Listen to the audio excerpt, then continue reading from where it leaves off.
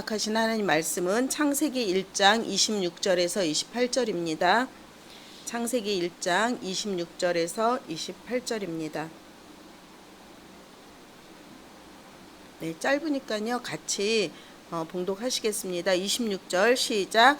하나님이 가라사대 우리의 형상을 따라 우리의 모양대로 우리가 사람을 만들고 그로 바다의 고기와 공중의 새와 육축과 온 땅과 땅에 기는 모든 것을 다스리게 하자 하시고 하나님이 자기 형상 곧 하나님의 형상대로 사람을 창조하시되 남자와 여자를 창조하시고 하나님이 그들에게 복을 주시며 그들에게 이르시되 생육하고 번성하여 땅에 충만하라 땅을 정복하라 바다의 고기와 공중의 새와 땅에 움직이는 모든 생물을 다스리게 하시니라. 아멘. 네, 하나님이 주시는 복이라는 제목으로 김기배 목사님 나오셔서 말씀 전해 주실 때 많은 은혜 받으시기 바랍니다. 사랑의 하나님 감사합니다. 오늘 귀한 주일을 허락하여 주시고 우리가 하나님의 말씀을 상고할 수 있도록 하시는 은혜를 감사합니다. 오늘 사랑하는 우리 형제들 멀리 출장도 가 있고 또 불의의 사고로 병원에도 있고 이모저모로 어느 곳에 있든지 이곳과 똑같은 환경을 허락하여 주시사 은혜 받는 시간이 될 수 있도록 도와주시옵소서. 말씀 전하는 입술과 듣는 귀가 복되게 하소서. 예수님의 이름으로 기도드립니다. 아멘. 우리가 잘 알다시피 창세기에 보면은 태초에 하나님이 천지를 창조하시다 이렇게 말씀이 되어 있습니다. 사실 천지를 창조하신 것은 아무것도 당시 존재하지 않는 무의 상태에서 유를 창조하셨다는 말씀입니다. 하나님은 스스로 계시면서 무에서 유를 만드신 것입니다. 그것도 말씀으로 만드셨습니다. 그런데 이 성경의 창조를 우리가 네 가지로 구분해 볼 수 있습니다. 그것은 바라, 아사, 야차르, 바나라는 창조입니다. 먼저 바라 창조입니다. 하나님께서 말씀으로 있으라 1장 3절에 또 하라 1장 14절에도 있고요. 되라 이렇게 하시는 말씀이 있어요. 그것이 바로 바라입니다. 그대로 되었다고 성경에서 증언하고 있습니다. 믿음으로 모든 세계가 하나님의 말씀으로 지어졌다고 히브리서 저자는 고백합니다.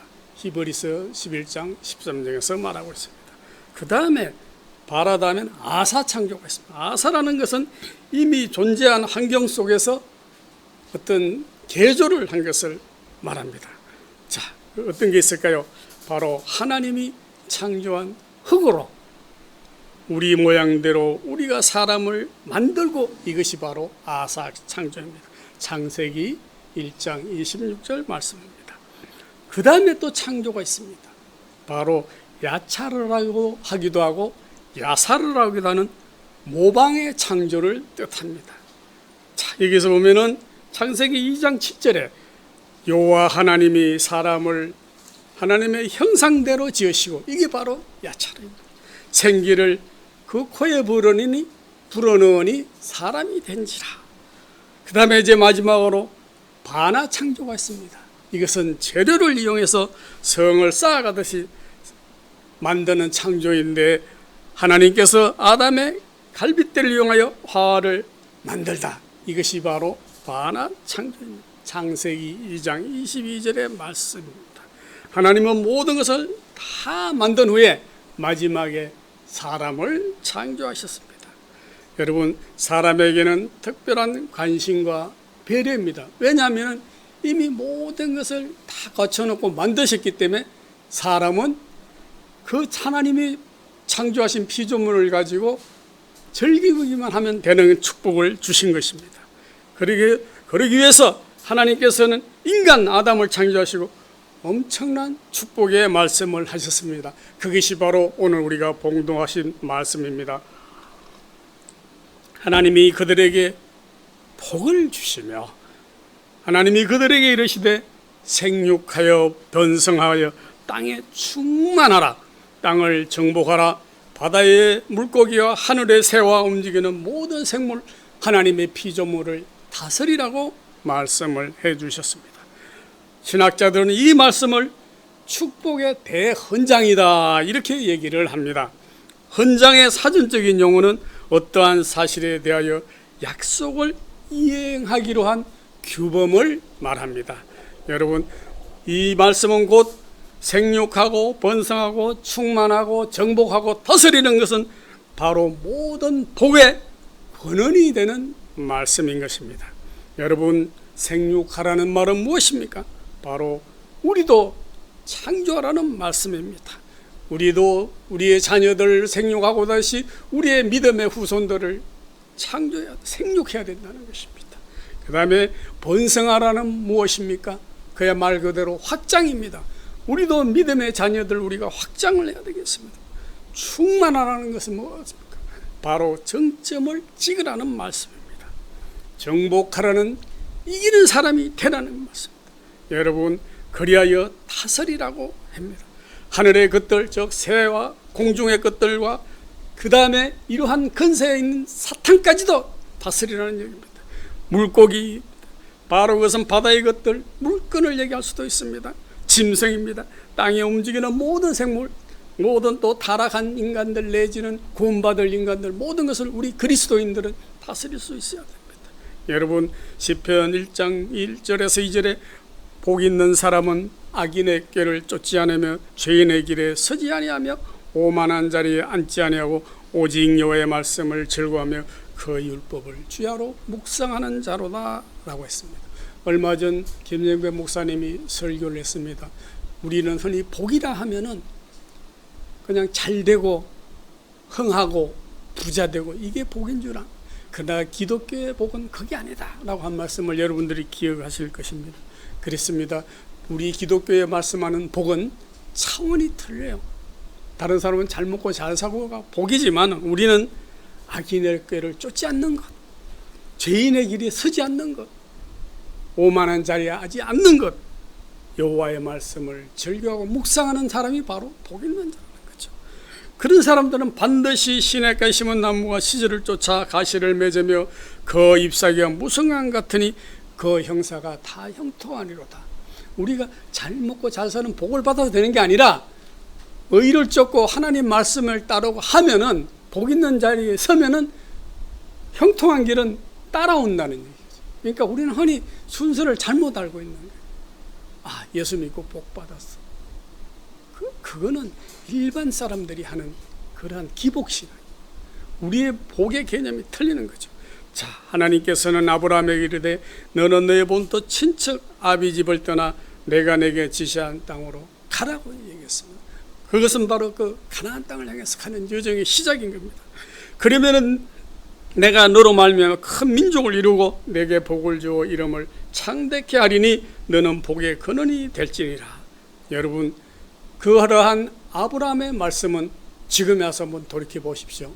나라가 이스라엘이라는 나라가 세워졌고 까마득해서 6,000년간 나라가 없던 민족이 세상에 2,000년간 다시 건국이 돼가지고 지금 비록 전쟁의 가운데 있지만 그것은 자기 나라를 지키기 위해서는 전쟁이지 않습니까? 어쨌든 저는 이 전쟁도 빨리 평화를 찾아서 팔레스타인이 평화롭게 되기를 기원합니다. 여러분, 여호와께서는 모세에게 이렇게 말합니다. 민수기 6장 24절 26절에 보면은 여호와께서 내게 복을 주시고 너를 지키시기를 원하며 여호와는 그의 얼굴을 내게 비추사 은혜 베풀기를 원하며 여호와는 그 얼굴을 네게로 향하여 평강 주시기를 원하노라. 야, 너무 멋진 말 아닙니까? 그래서 가끔 우리는 이 민수기의 말씀을 벽에다 써놓기도 하고 책갈피에 써놓기도 하지 않습니까? 여러분, 우리가 내 얼굴을 들어서 주의 얼굴을 향할 때 하나님께서는 우리에게 복을 주시는 거예요. 여러분, 또 6장 27절에 민수기 6장 27절에 그들을 이같이 내 이름으로 이스라엘 자손에 축복할지니 내가 그들에게 복을 주리라.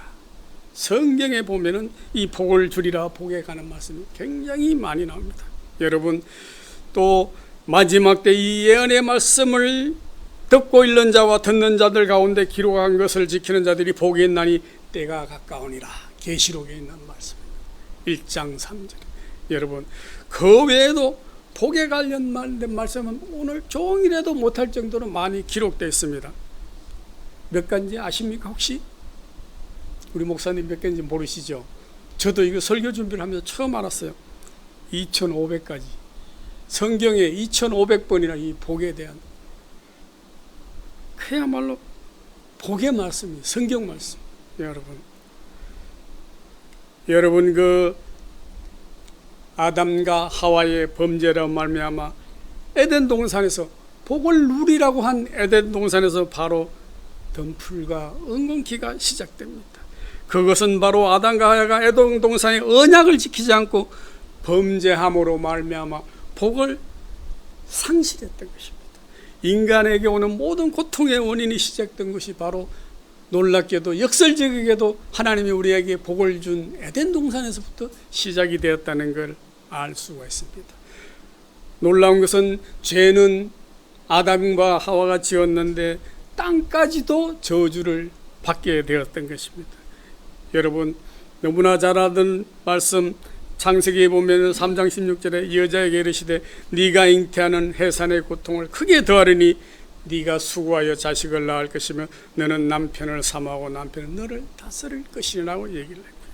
또 3장 23절에는 아담에게 아내의 말을 듣고 네가 나더러 먹지 말란 가시를 먹은 적선 근원이 되는 땅을 갈게 하겠다고 하였습니다. 그러므로 땅도 너를 인하여 저주를 받고 너는 종신토록 수고해야 그 소산을 먹으리라고 말씀을 해주고 있습니다. 여러분, 놀랍게도 아담과 하와로 말미암아 그 땅까지 저주를 받게 되었던 것입니다. 여러분, 저는 이 가시덤불과 엉겅퀴 얘기를 하면서요, 제가 이제 오늘도 주일 예배 마치고 가면 이제 잠깐 좀 할 생각인데, 우리 집터 뒤에 100평이라는 이렇게 아담한 텃밭을 하고 있어요. 그런데 장마철 지나면 일주일만 지나고 나면요, 풀이 이만큼 자라 있는 거예요. 나중에 가면 곡식이 안 보여요. 지금 가가지고. 그래서 이거를 정말로 이게 너무 잘 자라는 거예요. 어떻게 그래서 이런 생각도 해서, 야, 하나님이 엉겅퀴와 풀을 낸다고 그래, 가시덤불을 낸다고 그러는데 왜 이렇게 정말 잘 자랄까? 하나님 말씀은 정말 1.1획도 틀린 게 없는 것 같아요. 그냥 예초기로 해도 금방이에요. 야, 정말로 이게 하나님의 섭리니까 어쩔 수가 없지만은, 그러한 것들이 언제나 이러한 결과물은 바로 우리가 죄를 범한 죄의 결과였던 것입니다. 그러므로 우리 인간 속에는 언제나 선과 악의 양면성이 존재합니다. 선을 경작하는, 그런 선을 만드는, 선을 행하는 일을 잠시라도 멈춘다면 우리는 곧 마귀 사탄의 게임에 넘어가고 선악을, 그러한 것을 먹게 되는 것입니다. 즉 요한일서 4장 4절 6절의 말씀인데요, 우리가 사탄의 깨에 넘어가서 악을 행하는 것이 바로 선악과를 그날그날 따먹는 거랑 마찬가지라는 거예요. 우리는 그거는 아담과 하와가 따먹어서 이렇게 생각할 일이 아니라는 거죠. 우리는 매일매일 선악과를 따먹을 수도 있어요. 왜냐하면 우리가 악에 넘어가면은, 사탄의 유혹에 넘어가면 그것이 곧 선악과를 따먹는 게 되는 거예요. 그러므로 우리의 삶이, 우리 하루하루 살아가는 것이 결코 쉽거나 녹록하지가 않습니다. 마귀는 계속 우리를 끊임없이 우는 사자와 같이 우리를 무너뜨리기 위해서 덤빈다고 했습니다. 그렇기 때문에 우리는 늘 긴장하라고, 늘 기도해야 되는 것입니다. 디모데전서 4장 1절로 2절에 미혹의 영과 귀신의 가르침에 빠지지 않도록 영적 상태를 지속적으로 점검하고 방심하지 말고 성령께서 기뻐하시는 열매를 맺도록 경작을 차려야 된다고 말씀을 하고 있습니다. 여러분, 온 천하를 미혹해 하는 마귀가 있습니다. 이 마귀의 정체는 뭡니까? 예전에는, 창세기에는 마귀로 뱀으로 나타나서 유혹을 했고요. 예수님이 이제 산상기도를 갈 때도 나타났습니다. 세상에 여러분 보십시오. 예수님께도 나타나서 유혹했던 마귀가 우리쯤은 뭐라서 유혹을 안 하겠습니까?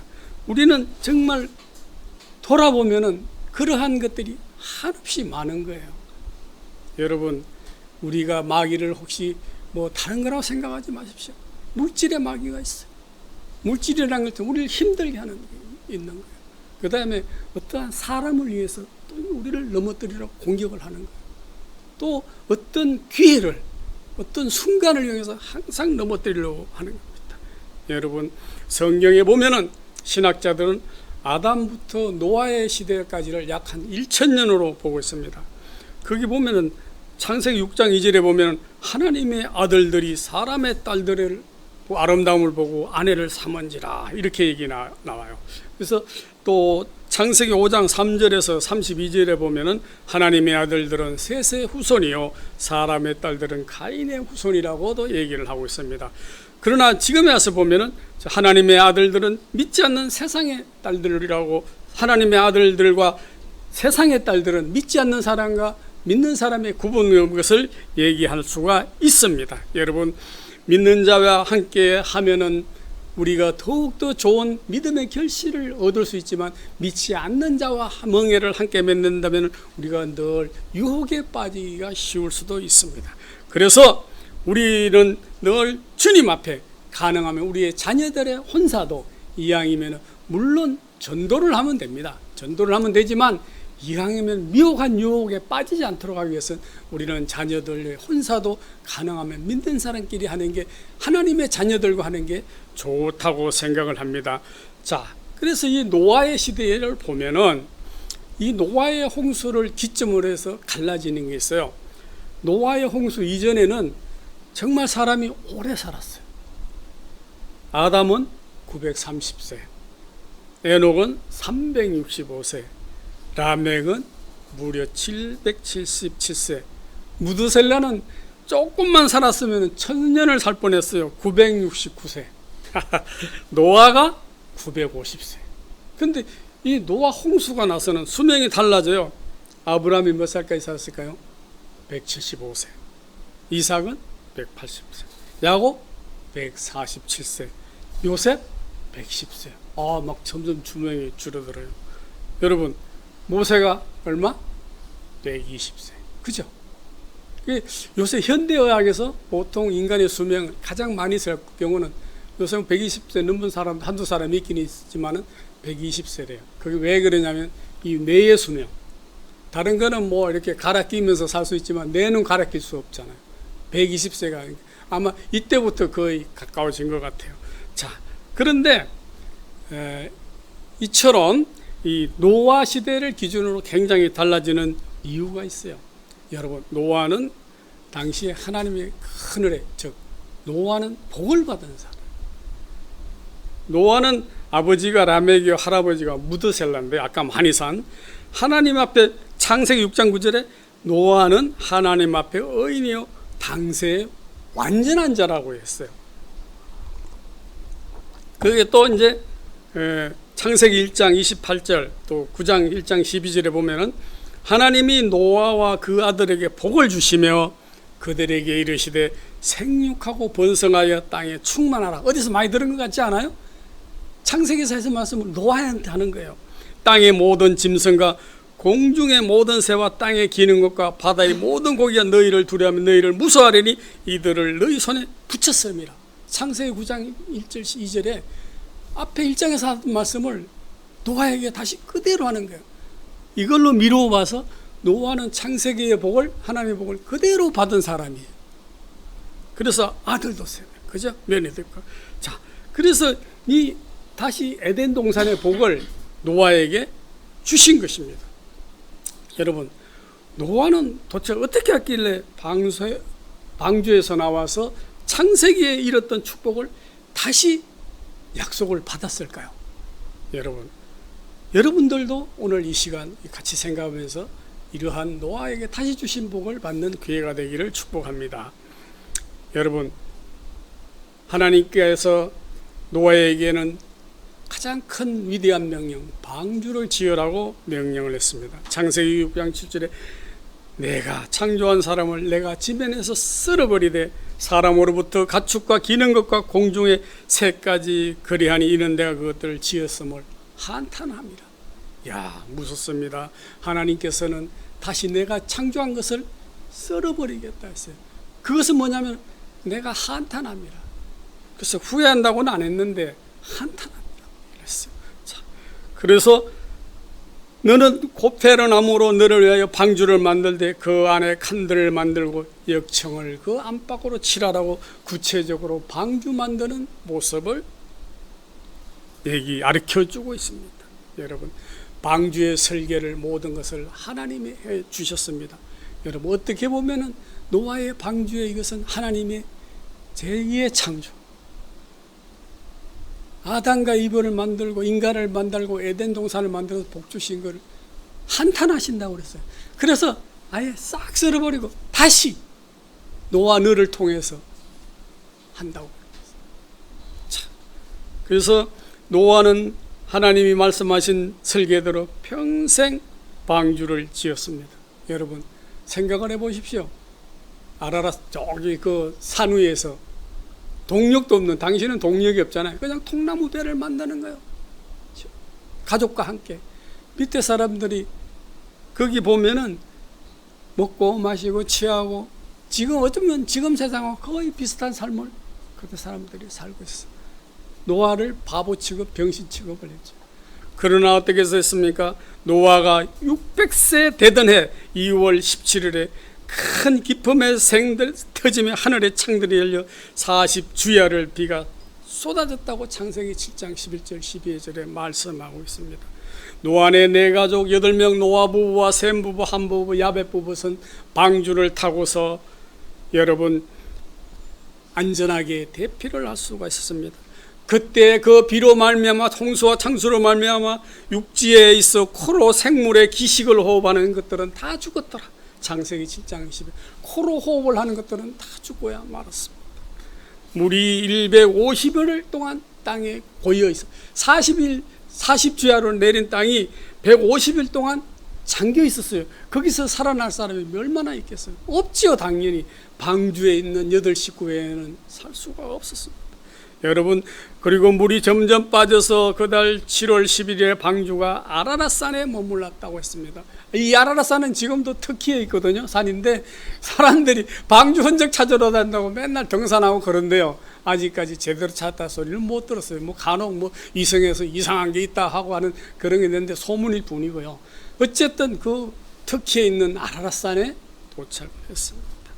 여러분, 그런데 여기서 우리가 중요하게 깨달을 것이 있습니다. 당시 그 홍수를 당시 그 비참했던 과정 속에서도 우리가 하나님의 은혜를 알 수가 있어야 됩니다. 여러분, 방주에서 물로 말미암아 구원을 받은 자가 겨우 8명 뿐인데 예수 그리스도의 부활하심으로 말미암아 구원을 하는 편이 곧 세례, 즉 침례라고 베드로전서 3장 21절에 놀랍게 노아의 방주에 대한 사건을 기록하고 있습니다. 따라서 노아의 방주는 바로 세례의 예표를 말하는 것입니다. 세례는 죄인이 그리스도와 연합하여 함께 죽고 그리스도와 함께 부활하는 것을 의미합니다. 바로 이 그리스도와 합하여 세례를 받은 우리는 그의 죽으심과 합하여 세례를 받은 줄을 알지 못하느냐고 로마서 6장 3절에 있습니다.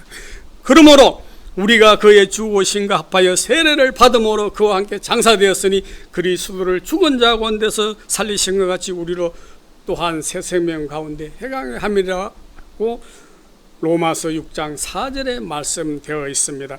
그리스도를 새 생명 가운데 살리신 것 같이 우리 또한 새 생명 가운데로 행하게 한 것이 바로 세례의 예표입니다. 여러분, 이처럼 노아 방주의 이러한 홍수의 의미 속에서는 죽었다가 구원받은 노아의 가족처럼 우리가 세례라는 것은 다시 그리스도와 연합하고 깨끗이 거듭난다는 의미가 있는 것입니다. 만일 우리가 그의 죽으심을 본받아 연합한 자가 되었으면 그의 부활을 본받아 연합한 자가 되리라고 로마서 5장 5절에도 기록되어 있습니다. 여러분, 노아는 여호와의 말씀을 순종하고 말씀을 믿음으로 방주를 지었습니다. 방주에 들어가는 자는 즉 말씀에 순종하는 자였습니다. 즉 그리스도와 연합된 자들이라고 로마서 6장 5절에 말씀하고 있습니다. 이 연합으로 말미암아 예수 그리스도께서 우리의 죄씻음과 성령의 능력을 힘있게 하여 주시는 것입니다. 즉 성령의 세례는 그리스도와 연합을 하는 것입니다. 이처럼 큰 복이 있을 수가 없습니다. 홍수가 있었을 때 노아의 나이는 600세였습니다. 노아는 방주를 짓는 동안에도 끊임없이 심판에 대해서 얘기를 했을 것입니다. 그러나 노아와 그 가족에는 누구도 귀를 기울이지 않았고 홍수가 나서 저희들을 다 멸하기 전까지는 먹고 마시고 시집가고 장가가면서 세상적으로 살았다고 마태복음 24장 38절에도 기록되어 있습니다. 여러분, 마태복음 24장 37절에 바로 예수께서 인자의 재림의 때를 바로 노아의 때와 같다고 말씀하셨습니다. 누가복음 17장 26절 27절에도 노아의 때에 된 것 같이 인자의 때도 바로 그리하리라고 말씀을 했습니다. 여러분, 베드로전서 3장 21절에 세례는 육체의 더러운 것을 지하여 버림이 아니요 오직 선한 양심이 하나님을 향하여 찾아가는 것이라고 말했습니다. 여러분, 방주는 곧 물속에서 구원받은 세례를 의미하고 세례는 바로 그리스도와 연합하는 것을 의미하는 것입니다. 그렇기 때문에 세례 즉 침례 밥티즘은 물에 잠긴다는 뜻을 가진 연합의 뜻입니다. 여러분, 성령에 잠기면 성령의 세례입니다. 우리가 이제는 이러한 그리스도와 연합하는 이러한 노아 방주의 의미를 잘 알아야 되겠습니다. 여러분, 그리스도의 죽음과 부활의 연합을 이루어야 하는 것입니다. 우리 예수 그리스도는 탄생과 고난과 죽음과 부활과 성천과 그 다음에 마지막으로 계시록에 같은 재림의 역사가 반드시 있는 것입니다. 여러분, 우리가 그의 죽으심과 합하여 세례를 받음으로 말미암아 그리스도를 죽은 자 가운데서 살리신 것 같이 우리 또한 새 생명 가운데서 행하게 하려 하심이라고 사절에 말씀하고 있습니다. 여러분, 우리가 그리스도와 연합한 사람이 되려면 어떻게 할까요? 그리스도와 연합된 사람은 아까 말씀드린 하나님이 주신 창세기에 주신 복을 받는 사람이라고 했습니다. 생육하고 번성하고 충만하고 정복하고 다스림의 복을 받는 자라고 했습니다. 하나님께서 우리에게 원하는 것은 우리 하나님이 인간을 창조한 때와 같이 하나님의 바로 형상을 회복하는 것입니다. 사랑하는 성도 여러분, 이 복을 바로 받는 것이 우리가 예수 그리스도와 연합을 해봐 받을 수가 있는 복입니다. 이것이 바로 하나님 나라의 약속이고 복인 것입니다. 여러분, 말씀이 육신이 되어 내 생각을 감정의 의지 자리에서 바로 연합을 해야 되는 것입니다. 여러분, 만약에 내 의지가 강하면 하나님의 말씀이 내 마음속에 들어오지를 않습니다. 내 자아, 내 감정의 의지를 내려놓고 하나님의 뜻을 채워야 됩니다. 내 뜻을 십자가 앞에 내려놓고 하나님의 뜻으로 바꾸어야 합니다. 여러분, 이 남자의 정자와 여성의 난자가 합해야지 애기라는 새로운 생명이 탄생되듯이 우리가 하나님과 연합을 해야 되지만 하나님의 능력과 하나님의 복을 받을 수가 있다는 것입니다. 여러분, 우리 마귀도 가룟 유다한테 예수님의 팔생각을 집어넣었다고 했습니다. 여러분, 이와 같이 마귀가 들어오면 사랑하는 예수님의 제자도 범죄를 하는 겁니다. 그런데 하물며 우리 같은 평범한 사람들이야 매일매일 넘어지기가 쉬운 것입니다. 여러분, 노아의 가족들은 그리스도와 방주 속에서 하나가 되어 하나 창세기 9장일째 큰 복을 받는 축복을 받게 되었습니다. 우리가 지금 이제 이 시간 이 시절에 현세에 그 구약시대의 노아는 먼 성경 속의 이야기가 아니라 그것이 바로 우리 이 시대의 삶이 되어야 된다는 것입니다. 여러분, 이 그리스도와 연합한 사람은 그러한 복을 받을 수가 있는 것입니다. 이제 말씀을 맺고자 합니다. 여러분, 우리는 어떠한 복을 받기를 원합니까? 하나님이 주신 복은 그리스도와 연합하는 게 참 복입니다.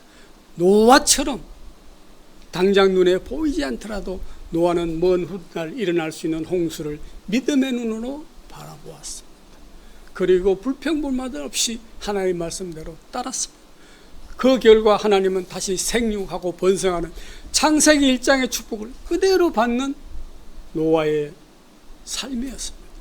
여러분, 우리도 이제는 다시 창세기 시절로 다시 돌아가서 노아의 축복을 받는 그러한 신앙인이 되어야 되겠습니다.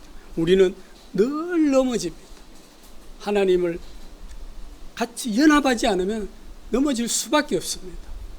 목사라고 넘어지지 않는 것이 아니요, 권사라고 넘어지는 것이 아니요, 집사라고 넘어지는 것이 않는 것이 아니라 누구든지 늘 넘어지기 쉽습니다. 그럴 때 오로지 그리스도와 연합하는 것. 우리의 세례도 왜 받느냐? 물에 잠기고 그리스도와 연합한다는 의미입니다. 내 속에, 내 마음속에 우리의 삶이 그리스도와 연합해서 오늘도 그 하나님의 축복이 여러분과 함께 하시기를 축원합니다. 기도하겠습니다. 사랑의 하나님, 감사합니다. 하나님께서는 우리에게 복을 주시되